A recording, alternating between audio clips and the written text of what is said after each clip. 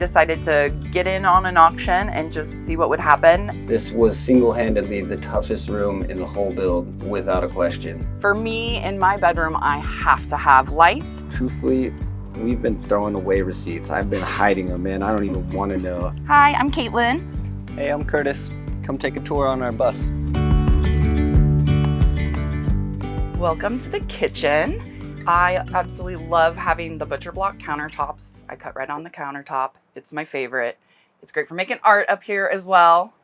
Over here, I've got my big farm sink, which is absolutely necessary for me. I love the aesthetic of the farm sink in the front. The white matches all the cabinets and everything.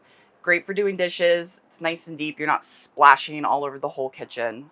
We kept all of our windows up top here so you get a good airflow while you're cooking. You get a lot of light. A lot of people think, oh, well, you don't get the cabinets for storage, but actually all of our storage is down here, and it is more storage than we actually need.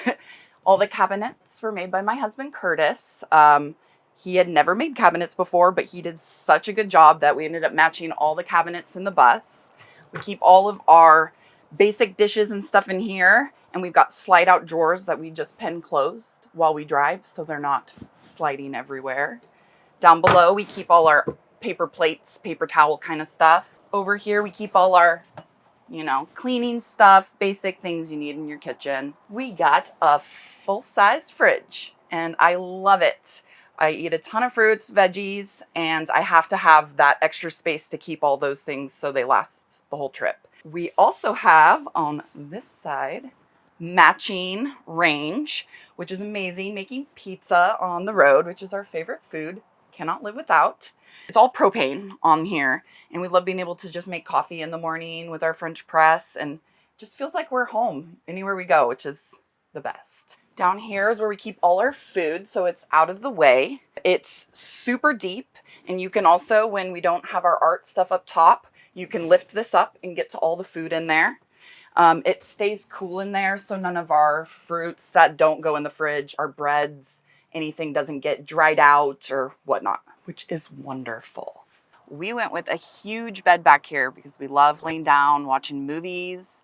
We have a 7-year-old son, and he is always curling up in here. Plus, we've got 2 dogs, so large bed for us is absolutely necessary. My favorite part back here, though, is we have storage all along the bedroom, and so you can stash things you don't want seen, but you can also decorate with all the plants, which is my favorite. I have to have plants around me at all time. And then the light in here is just the best to read, to just relax, and then the plants are happy because of the light. So for me, in my bedroom, I have to have light, but we also have the storage in here too. It might look like there's not a lot of storage, but underneath the bed is where we can keep everything. And our bed has 3 stairs that you can push in and out to get into. And when you pull them all the way out, you can reach everything underneath the bed. And you can also lift up. Each stair has a hinge on it. And that's where we store all the stinky shoes and anything that we want to grab. It's typically dirty. And then you can just easily vacuum out in there, which is perfect for me. In the bedroom, we also each have 2 closets, and each closet has so much space. There's a railing for hanging stuff, so when I'm laying in bed, I can literally just reach into my closets and grab anything I want. Back here, we have a nice little piece of wood on the base of the bed, so you can set your TV, your iPad, whatever you want, your drinks, and nothing will spill. And then I love being able to open this back window and lay here and just look out at the river, whatever animals are hanging out outside there. You get a full view. So this is probably my favorite spot in the bus. I would say if you're going to bring plants on the road, make sure you pick a plant that is okay with you neglecting it. I really enjoy like pothos, which is what all these are. They vine really well, but they also don't mind if you forget to water them, if you left them in the sun maybe a little too long. You just give them a quick little love and they perk right back up. So just pick things that are not finicky, and at the end of the day, if it dies, it only costs, $10 and go get another one.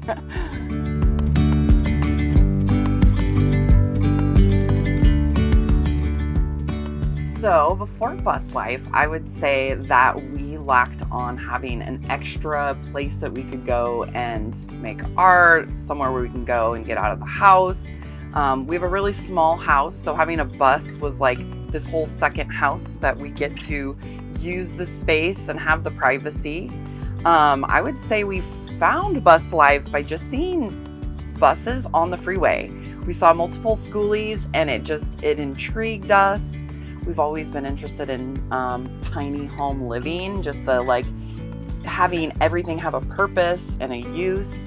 And so when we started seeing buses as little homes, we were like, that's genius. We were originally going to do a shipping container at our property to build a mother-in-law, and this was the shipping container on wheels. So. Much better. Yeah. So we live in Port Orchard, Washington, and near our house, there is a giant auction house that you have to drive by when you go on the freeway. And we started seeing school buses there, and we immediately decided to get in on an auction and just see what would happen. And before you know it, we owned a bus. Yeah, kind of scary. We won the auction. We went to pick up the bus, and the guy comes out from the auction house and tosses us the keys, and he says, "You hit this breaker and this breaker. There you go. See you later, man." He walked off, and we were left with a 40-foot death machine rolling around Port Orchard, Washington. So it was cool. Yeah, so we're part-time in this bus. We're not living in it full-time. We have a small farm in Port Orchard, Washington that we're based out of. We own a tattoo shop in Seattle proper we've been there for 13 years now tattooing. It's great to take to campgrounds. It's great to take off grid, but you definitely notice after being in it a while, like if we were going to be living in this full time, I would definitely adjust things a little differently. I would add, a lot more stuff. Obviously, Wi-Fi would be like top of the list.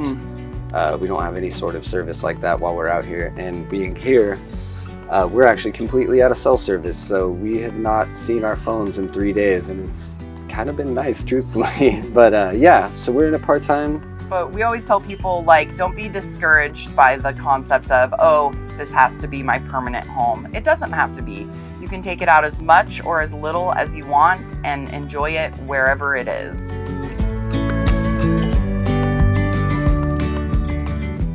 So this is probably the most polarizing room in the whole bus for every bus that we've heard all weekend. Everybody says composting toilet, black water toilet, which way are you gonna do? And we've been using this the whole weekend, and every single person from every other bus who's had a composting toilet has come by and checked it out and been like, man, I'm tired of cleaning up poop. So this has been fun, man. It's nice to just flush the toilet and it washes away. We also have a dump station, minutes from our house. It overlooks the ocean. It's not a bad time dumping it. I don't feel, grossed out or anything when I'm hooking up the hoses. It's set up very nice under there. I also finished out the underneath the black water tanks ridiculous, just because if I'm the one doing it, I wanted it to look nice every time I do it. So I handmade all the cabinetry in here, just with the same matching blue pine that's on the ceiling, kill pine, beetle kill pine. This has been my first woodworking experience, so there was quite a learning curve, but it's been cool to see other woodworkers come through and like, oh man, I like how you did that, or you did this thing. So I tried to put aluminum strapping kind of through the whole bus because I kind of grew up in the hot rod community, so having that turned aluminum is really big for me. I've always wanted to put that into my stuff, so we tried to mingle that in with all the wood as best we can. All the walls are actually maple ply, and I gotta say, it kind of hurt my soul to paint over the wood, but it looked a little log cabin in here. It was too much wood, which I didn't know was a thing, so it is nice to have the white on the walls to kind of dumb that down a little. We also went with this sink specifically because we live in Seattle. We go to a lot of bars, and they always do these teeny tiny little sinks, and they just cause a ruckus. I feel like I'm making more of a mess than I'm getting cleaned off, so this was like the minimum size I wanted to see in here. When you're sitting, it's, you still got room between your knees and whatnot. It doesn't feel cramped in here. You got good airflow. We don't need a vent or anything. I did my best so far to not cut any holes in the ceiling. Even our water vents, they actually duct out through the belly of the bus and then a pipe out of the back kind of like a chimney pipe. And I actually doubled down and did an extra vent under the bus too, because a couple of the forums I read said while you're driving, sometimes you can get a backflow of stank air and it comes in your bus. And so if you open up the lower valve while you're driving, it supposedly stops that. But truthfully, we haven't had any gray water issues, smell or anything like that. And the black water has been the same way. So it's been really nice. So this is our shower. This was single-handedly the toughest room in the whole build, without a question. This was also the most recent thing I've done in the bus. We tiled our last tile 30 minutes before we left town to come here. So we actually got to use it for the first time on a vacation, kind of, let's just see how it works. We used the same uncoupling mortar throughout the whole floor, throughout all the walls. I finished the walls with Durarock, just the standard cement board that you would use. The thing about doing Durarock in here is, if anybody's used it, you know it's got a lot of flex to it. So you have to really overstud your wall. You have to really make sure that your backer plates are set up nice. Another thing I ran into with this shower in particular is we used 2x3 walls for our whole build, so we didn't have that extra inch loss throughout the walls. But all of your standard plumbing will be set up for a 2x4, so there's extra steps you have to make to get those to sit far enough into the wall. Mostly being I had to add a little piece in the closet that's actually behind this wet wall. A lot of people think this is where the wheel well is. It's not actually, just maybe the end of it was here, but we have a really nice bench in our shower in our house that gets used all the time. I didn't slope the one at my house enough, so you find that you cut your legs sitting on this thing a lot. So I really oversloped this one, so by the time the back of your legs get here, it's already way underneath you. It also really helps pitch that water towards the drain. The whole floor setup, we did a KBS floor, I think is the brand, KRS, KBS, one of those two, and then just kind of trimmed it down to fit. They make a bunch of different drain locations you can do, either center drain or this one. There are giant steel ribs every 20 something inches, 28 inches under this bus. So you have to really plan, where can I get a good solid clean cut through this floor and still not be in my way, in my belly, because our gray water tank sits right underneath this. Our black water tank sits directly under the toilet.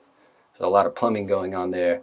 You also have to include P-traps and everything, or else you get that funk smell coming back, which, if you haven't done plumbing, I mean, it can just be kind of tricky figuring out where to put those, that they're going to be, they're going to hold water through the trip, through all the moves and everything.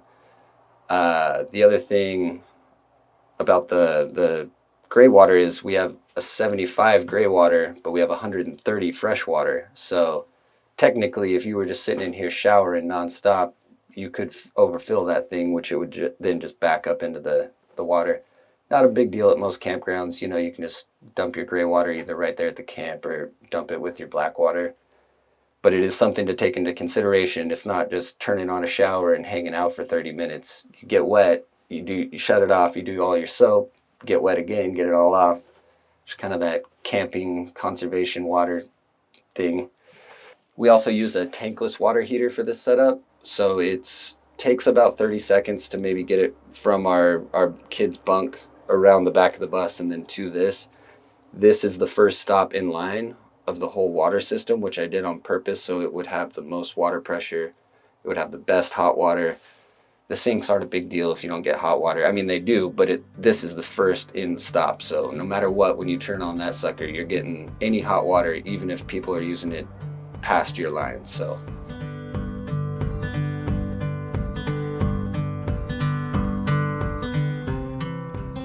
we purchased the bus for $2,500, and then after taxes and everything and the auction fees, I believe we were around $3,000 all said and done, which anybody who knows these engines knows that the motor alone is worth $7,000 all day on eBay if you want to just, so obviously you're getting into something where you're up in the beginning.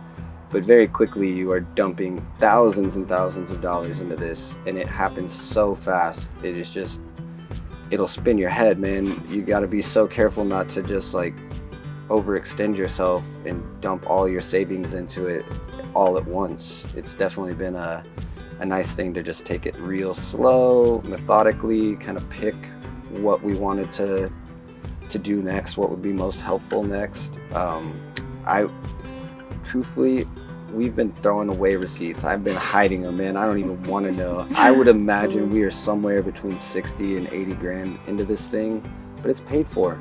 You know, there's no house payment, there's no car payment, there's no credit card payment for Lowe's. I mean, no debt there. No, we've done this thing $100 at a time. There's been whatever we could afford at that time, and then you're not pressured by, oh, now I have this huge payment on top of everything to catch up with, and then you're right back at square one where now you got bills and a bus, man. That's the opposite of this life. Yeah. That's people out here are trying to get away from all that. So it's very cool if you can take your time and do it slow. You don't have to overextend yourself.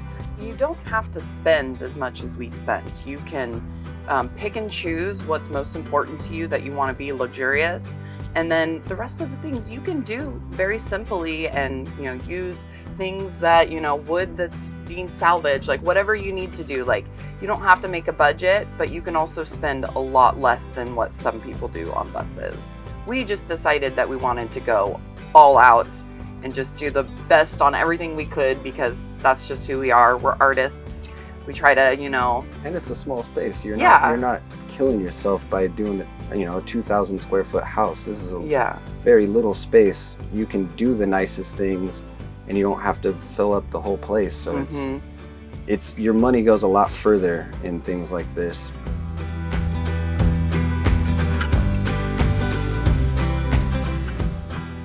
This is my son Elijah's room. This is also doubles as water tank storage, is underneath his bed, and the hot water heater is under here, as well as our water pump that's 12 volt.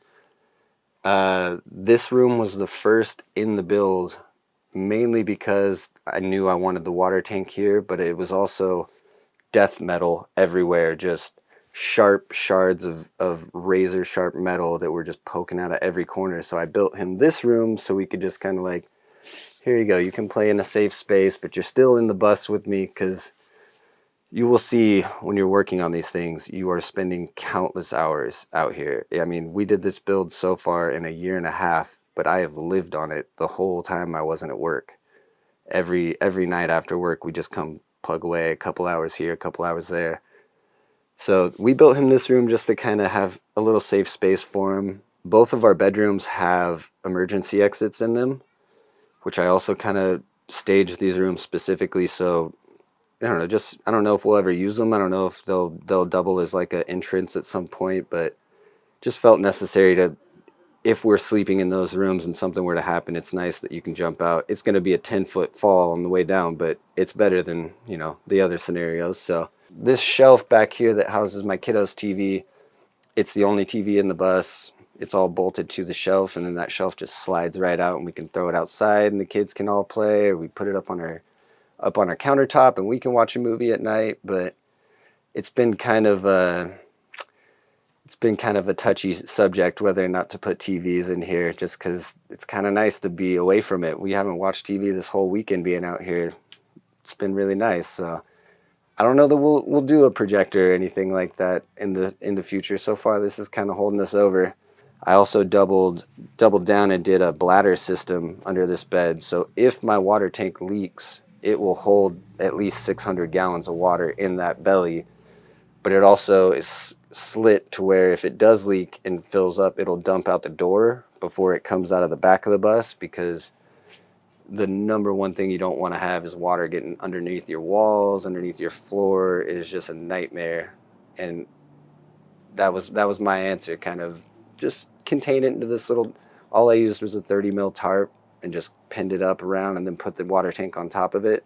So it's just like a nice little extra safety feature in case something fails along the way, because so far I've noticed everything has failed along the way. My water pump broke off the wall days before we left, just from hanging a left turn a little too tight. So it's something that you always got to be checking everything. Propane lines, you got to check every trip. Water lines, you got to check every trip. The only cool thing about the water is if it's leaking, you'll know because you'll hear your pump running. It's not quiet, you know what I mean? It's got a rattle to it. So that is the other thing I did, just from suggestion from a buddy of mine who did van living for a couple years. He said, I would absolutely go back and double insulate all my pipes, less for the heat concern or the cold concern, but more because it stops the rattle in the walls. All those PEX pipes, if you use PEX, they're going to handle that rattle and they're going to translate it all to this wood, which will just vibrate your whole world in here. So it was easy peasy, super cheap. The little foam just slips right over it. And also, if you're going to be in any kind of cold climate, you have to have it anyway. So definitely recommend going that way. So this is just like our little garage storage for us. This is the insulation for the piping I was talking about. This is the one place in the bus that my line has frozen before. I've noticed being right here by this door cutout, even through the insulation. We had a 28-degree ice storm in Seattle this last year that completely froze this bus solid, and it spooked me really bad about all my PEX fittings and everything. So we are actually considering doing a diesel heater on board as a secondary, just kind of kill the cold in the wintertime so I don't have to keep running our propane. But this storage goes 8 feet across to the other side. All my tools stay under here. Again, like our pantry, this is the coolest room in the bus. So whatever we want to keep back here that's a little bit more climate controlled in the travels.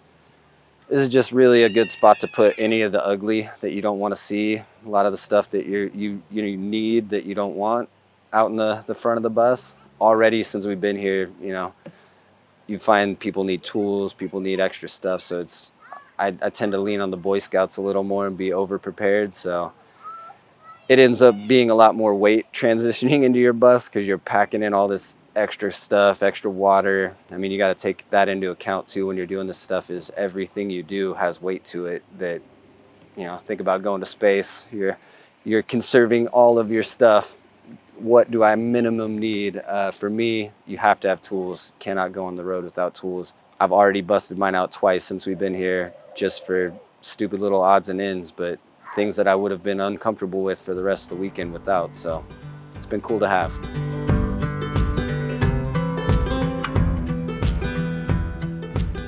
So we own a tattoo shop named Stairs Tattoo. That's our last name. And he has been tattooing 13 years. I've been tattooing 10 years. We've always loved the idea of taking tattoos on the road. So here at the bus fair, we did our first tattoos in the bus. We wouldn't ever turn this into a tattoo shop, but it has definitely opened our eyes for a future bus, Stairs Tattoo. So I don't know, maybe you'll see us out there. more than maybe, you'll see us out there. She's being modest. I would gonna love happen. that. We will always keep our home base in West Seattle for the tattoo shop, but being able to take it on the road and meet people and give them art, you really bond with people that way. And it's been so wonderful and opened our eyes to like new ideas and experiences. In more than tattoos too. I'd love to start doing like painting and whatnot in the bus and, sell more different mediums of art as well. I was very surprised at the reaction to having tattooers here. I wasn't sure how it was going to go over. It's very family based. Those tattoos sometimes come with a stigma, so it's nice to like show up in something like this and have a nice family doing it. Everyone's so supportive and so kind. Everyone does want to get tattooed though. Yeah, you only have so much time. That was the tricky part, is the second the tattoos came out, man, there was lines around the door. So I think next year we will have to reassess on how we're going to set up something like that. But we have some planning to do. Well, thank you guys so much for coming on our bus and checking it out. We super appreciate all of you. If you want to find out more about our bus or to see more of the progress and places we go, you can find both of us on Instagram. It is under our tattoo shops. So it's his name, Curtis Stairs Tattoo, and then mine is Caitlin Stairs Tattoo. We also have good links to our bus, all the bus activity that's in there. It just seems natural to to support the tattoo shop rather than give the bus its own little life. So Yeah. it's part of us and we're part of it. And feel free to reach out with any questions you have, and we really hope you enjoyed it.